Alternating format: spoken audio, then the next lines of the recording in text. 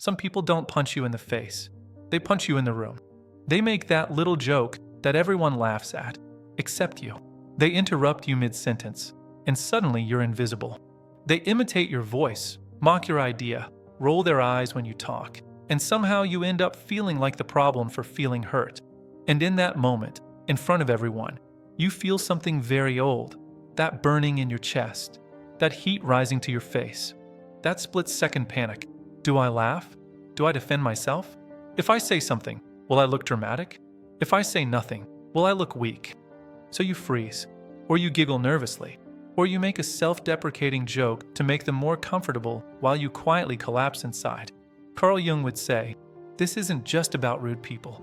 This is about roles, about how your psyche was trained to behave around disrespect, about the parts of you that were never allowed to say, no, that's enough. In this video, we're going to talk about how to behave when someone disrespects you in public, how to respond to humiliating jokes without becoming cruel or hysterical, how to gain respect even from people who habitually devalue others. But we're going to do it from a Jungian perspective, not just ignore it, not be above it, and not clap back louder than them. Instead, you're going to learn how to use your presence as a boundary, transform silence into a mirror, break the unconscious roles you play in social situations, and walk away when needed, not as defeat, but as an act of individuation, becoming who you really are. Stay with me until the end, because we'll walk through specific behaviors for those horrible moments when someone tries to ridicule you publicly, and you usually don't know what to do. Let's start with something uncomfortable but crucial, why you become the safe target for disrespect. Jung believed that we don't just have relationships. We unconsciously cast people into roles. The loud one, the funny one, the clever one, the harmless one, the one everyone enjoys pushing a little because they don't mind. In many groups, there is always that one person who everyone feels entitled to tease, interrupt, or mock more than the others. If you notice that you often end up being the one they joke about, the one whose ideas are dismissed, the one people talk over, it's very tempting to think, they must hate me. Something is wrong with me. But very often, it's not about hatred. It's about opportunism and pattern. Opportunism, some people use others as stepping stones. They raise their status in the group by lowering yours. Look how funny I am at your expense. Look how clever I am at cutting you off. Look how superior I am by pointing out your mistake in front of everyone. They don't always consciously hate you. They simply see you as a useful prop in the theater of their ego. The pattern now, here's the part Jung would insist on. Why this role, and why you? Why does your psyche allow this dynamic more with certain people or in certain contexts? Think back. Were you the easy child who didn't cause conflict? The peacemaker? The one who learned early that it was safer to laugh along than to confront? If your inner script says, I am the one who absorbs the joke, I am the one who doesn't make scenes, then people with opportunistic tendencies will unconsciously sense it. It doesn't mean you are to blame for their disrespect, but it does mean they are acting out their shadow, and you are acting out an old role. The good news? Roles can be changed, not by shouting, not by explaining your worth, but by changing how you show up. That begins not in the moment of the joke, but before it, with how you enter a room.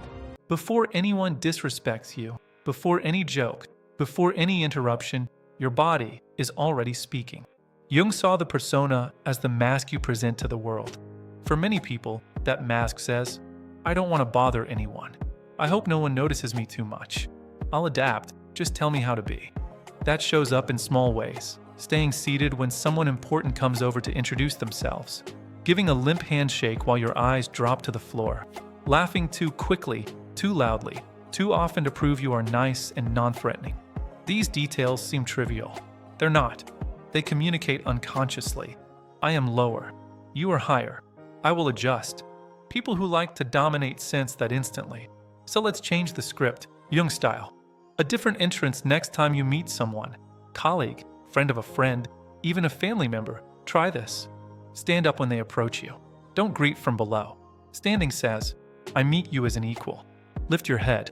Don't look at their shoes, their hand, the floor. Look at their face, especially the eyes. Breathe into your chest. Let your shoulders broaden and relax. You're not puffing yourself up. You're simply inhabiting your own body. Use your voice fully.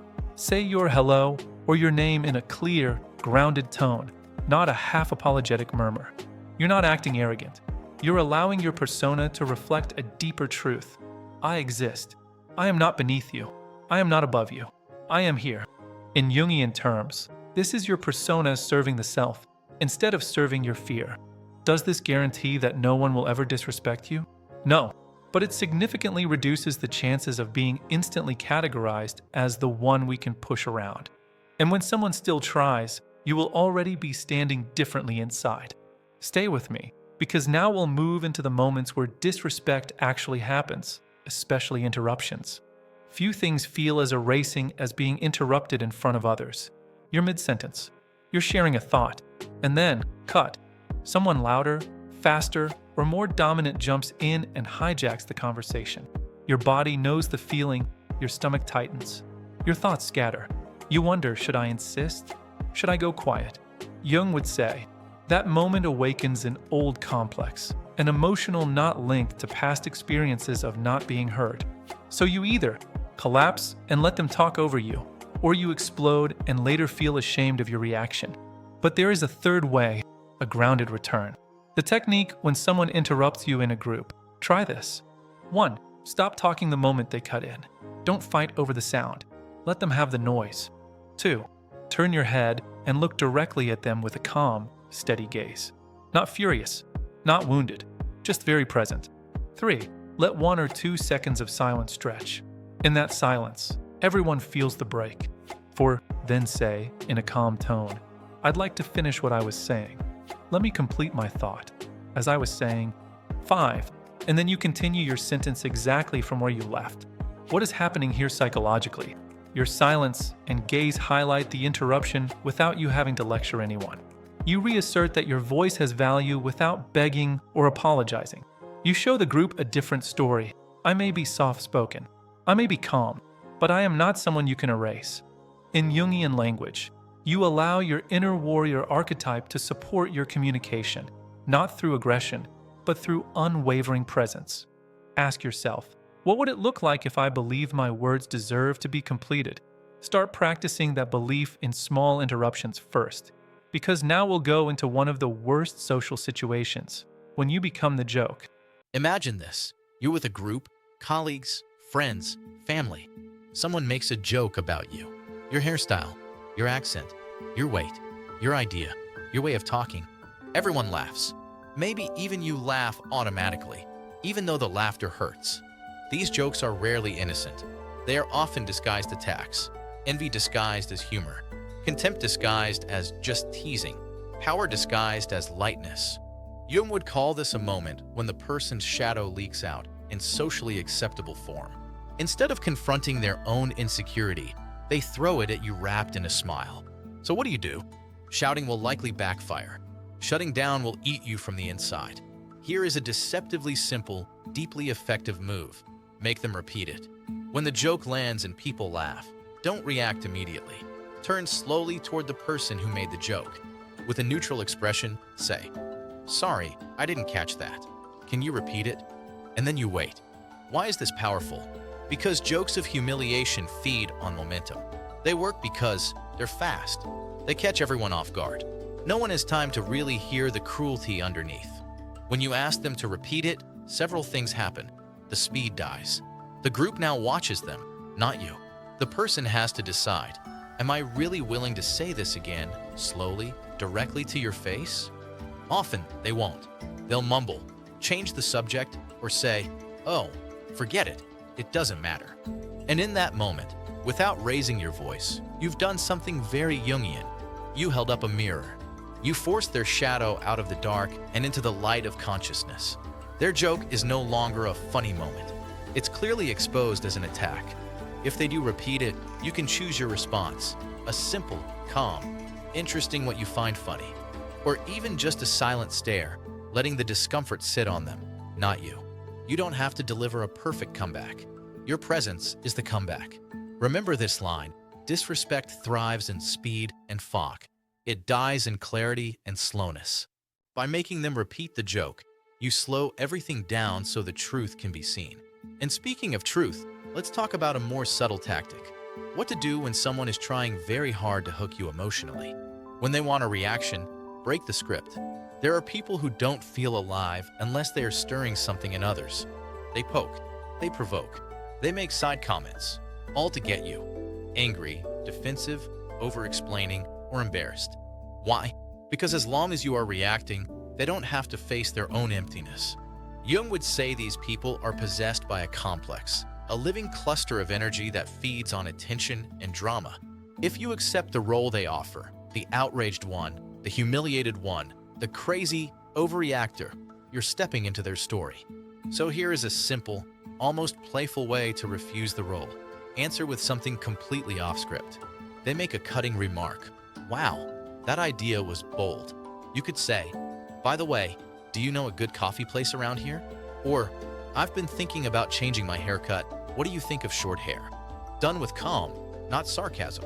What does this do? It breaks the emotional rhythm they were building. It shows you're not entering the little play they are staging. It subtly communicates. You do not control the frame of this interaction. This is not about being fake or evasive. It's about refusing to be hypnotized into someone else's emotional script. You are teaching your psyche. I don't have to dance every time someone plays the same old tune. Of course, you won't always want to do this. Sometimes, you'll prefer a direct approach. That was unnecessary. That comment was off. But always remember, you have more options than silence or explosion. You can step to the side of the pattern entirely. And sometimes, that quiet refusal to engage is what protects your dignity most. But what do you do when you've tried these techniques and the environment itself is just consistently disrespectful? That's where we go next. There is a sentence that can sound harsh until you really feel it in your bones. People are not obligated to respect you, and you are not obligated to stay. Jung would never encourage you to stay forever in a place that crushes your soul just to prove you are strong. Strength is not enduring endless humiliation. Strength is knowing when a situation is no longer compatible with your individuation, with your becoming. If you're in a group, at work, in friendships, even family, where you are the constant target of jokes, your voice is habitually dismissed, your boundaries are consistently ignored, and attempts to respond calmly are mocked or punished, then staying is no longer an act of loyalty. It becomes an act of self-abandonment. Walking away, in this context, is not a tantrum. It's a statement. I would rather be an appreciated absence than a tolerated presence. How do you do this practically? You stop volunteering your vulnerability to people who use it against you. You reduce your exposure. Fewer gatherings, fewer conversations, fewer opportunities for them to rehearse their cruelty on you. You invest in other spaces, other people, where your presence is not used as raw material for someone else's ego. Yes, there may be guilt. Yes, others might say, you're too sensitive. You can't take a joke. You're overreacting. But Jung would ask you, who is your life for? Yourself, or the comfort of those who refuse to see you? Walking away is not always possible immediately. Sometimes there are financial, familial, or practical constraints. But you can begin inside, withdrawing your emotional investment, refusing to define your worth through the eyes of people who enjoy making you small. Over time, your external life can shift to match your inner stance. And here's something paradoxical. Often, when you finally become willing to leave disrespectful environments, you start to behave differently within them. You become calmer, clearer, less reactive.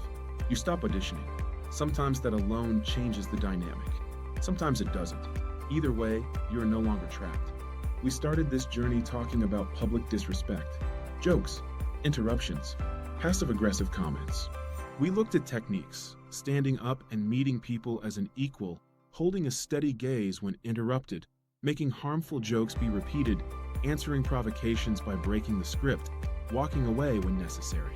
All of these are valuable, but Jung would insist on something deeper.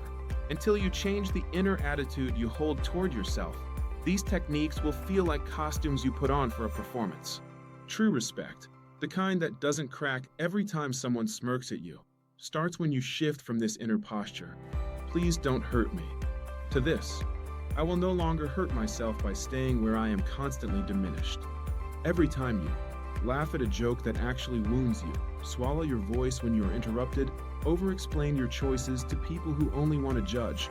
You're not just dealing with others. You're training your own psyche to see yourself as small. And every time you hold your silence with calm, ask someone to repeat their joke. Say, "I'd like to finish what I was saying." Answer, "Because it feels right to me." Decide, "This environment doesn't get this much of me anymore." You are sending your unconscious a completely different message.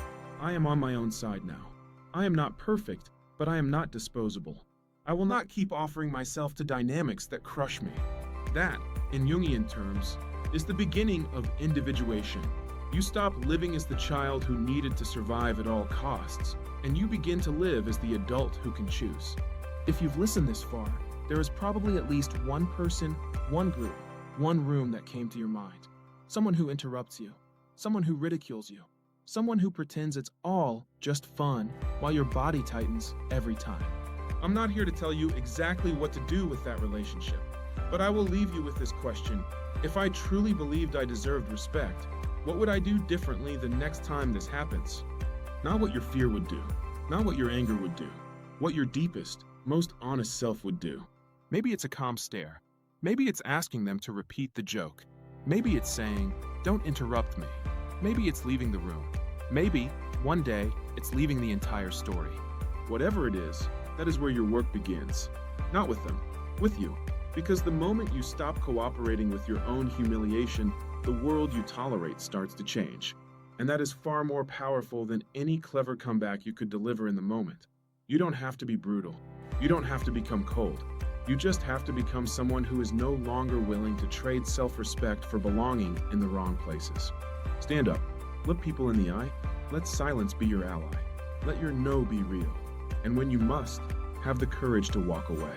Not to prove a point, but to protect the one life you've been given to live as yourself.